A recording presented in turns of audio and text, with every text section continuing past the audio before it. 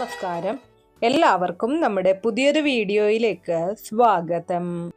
ജീവിതത്തിലെ ഒരിക്കലെങ്കിലും നമ്മൾ എല്ലാവരും ഒരു ഘട്ടത്തിൽ നിൽക്കാറുണ്ട്. എല്ലാ വാതിലുകളും അടഞ്ഞു പോയതുപോലെ തോന്നുന്ന നിമിഷങ്ങൾ, എത്ര ശ്രമിച്ചിട്ടും കാര്യങ്ങൾ നടക്കാത്ത അവസ്ഥ, മനസ്സിന് സമാധാനം നഷ്ടപ്പെടുന്ന ദിവസങ്ങൾ.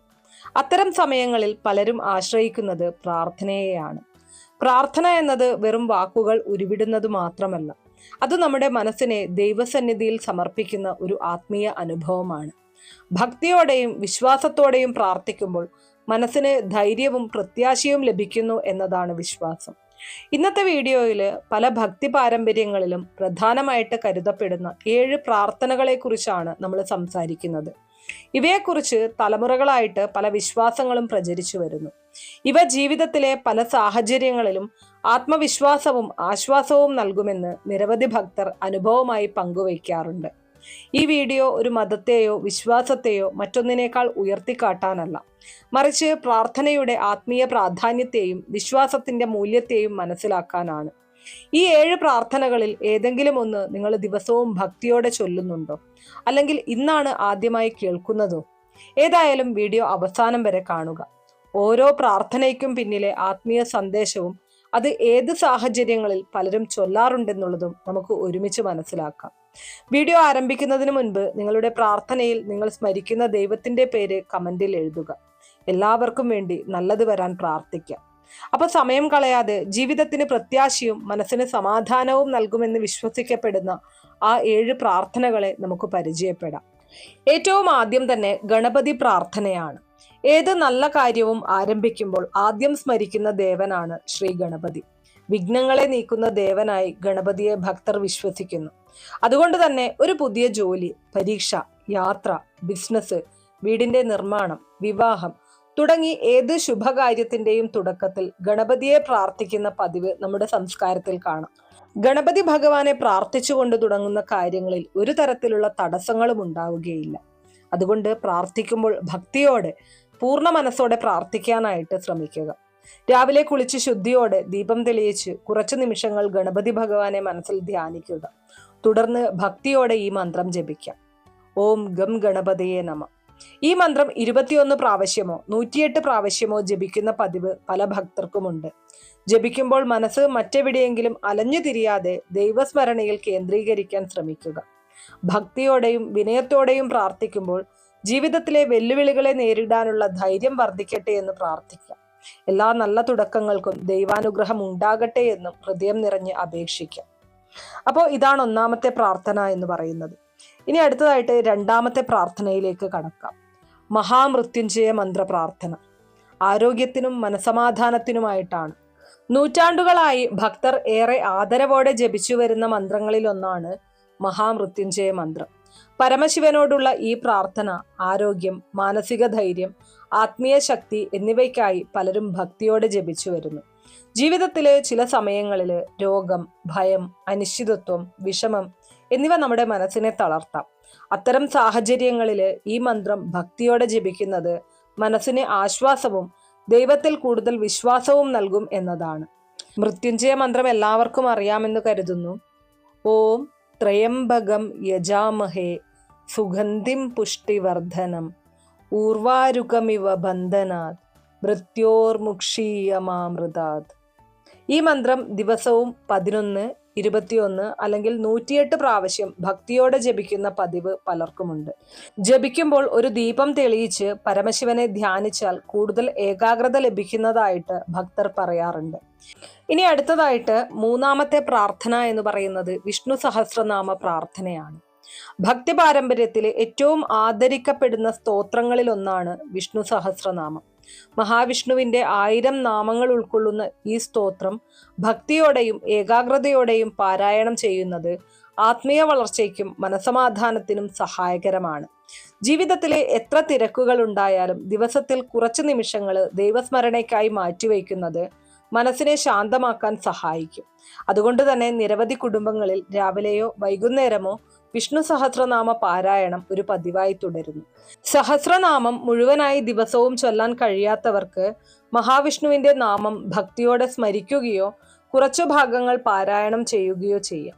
പ്രാർത്ഥനയുടെ ദൈർഘ്യമല്ല, അതിലെ ആത്മാർത്ഥതയും ഭക്തിയുമാണ് പ്രധാനം. പ്രാർത്ഥനയ്ക്ക് മുൻപ് ഒരു ദീപം തെളിയിച്ച് മനസ്സ് ശാന്തമാക്കി എല്ലാ ആശങ്കകളും ദൈവസന്നിധിയിൽ സമർപ്പിക്കാം. ആ നിമിഷം ഭയങ്ങളെയും വിഷമങ്ങളെയും വിട്ട് ദൈവകൃപയിൽ വിശ്വാസമർപ്പിക്കാൻ ശ്രമിക്കുക. ജീവിതത്തിലെ എല്ലാ കാര്യങ്ങളും നമ്മുടെ ഇഷ്ടപ്രകാരം നടക്കണമെന്നില്ല. എന്നാൽ ഏത് സാഹചര്യത്തെയും നേരിടാനുള്ള മനോധൈര്യവും ക്ഷമയും ലഭിക്കട്ടെ എന്ന് പ്രാർത്ഥിക്കുന്നത് ആത്മീയമായി വളരെ വിലപ്പെട്ട ഒരു ശീലമാണ്. അനേകം ഭക്തർ പറയുന്നത് വിഷ്ണു സഹസ്രനാമ പാരായണം ജീവിതത്തിൽ മനസമാധാനത്തിന്റെയും പോസിറ്റീവ് ചിന്തകളുടെയും ഒരു അന്തരീക്ഷം സൃഷ്ടിക്കാൻ സഹായിക്കുന്നു എന്നതാണ്. ഇനി 4ാമത്തെ പ്രാർത്ഥനയിലേക്ക് കടക്കാം. 4ാമത്തെ പ്രാർത്ഥന ഹനുമാൻ ചാലിസയാണ്. ഭഗവാൻ ശ്രീരാമന്റെ പരമഭക്തനായ ശ്രീ ഹനുമാന്റെ മഹത്വം വിവരിക്കുന്ന അതിപ്രശസ്തമായ സ്തോത്രമാണ് ഹനുമാൻ ചാലിസ. ഇന്ത്യയിലും ലോകമെമ്പാടുമുള്ള അനേകം ഭക്തർ ഇന്നും ഭക്തിയോടെ ഈ സ്തോത്രം പാരായണം ചെയ്യുന്നു.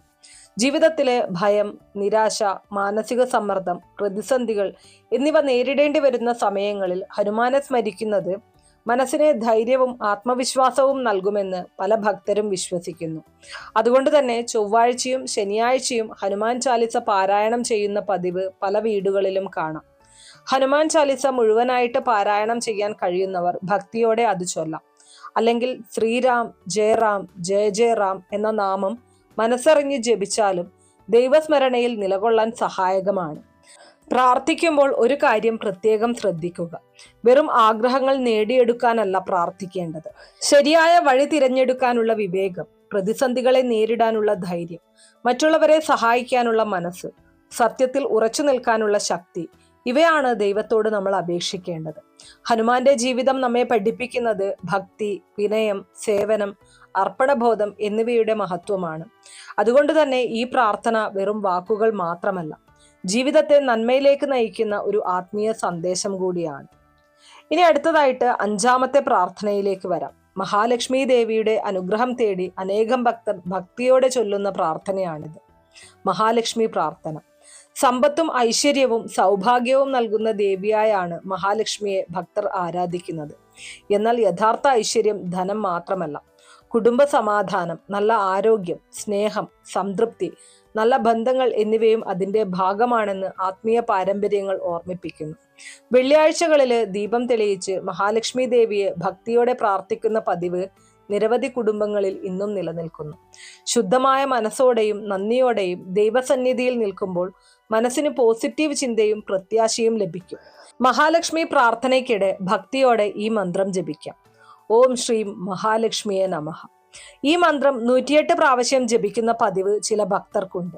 എന്നാൽ എത്ര പ്രാവശ്യം ജപിക്കുന്നു എന്നതിനേക്കാൾ ആത്മാർത്ഥതയോടും ഭക്തിയോടും കൂടിയുള്ള പ്രാർത്ഥനയാണ് പ്രധാനമെന്ന് പല ആത്മീയ ഗുരുക്കന്മാരും പറയാറുണ്ട്.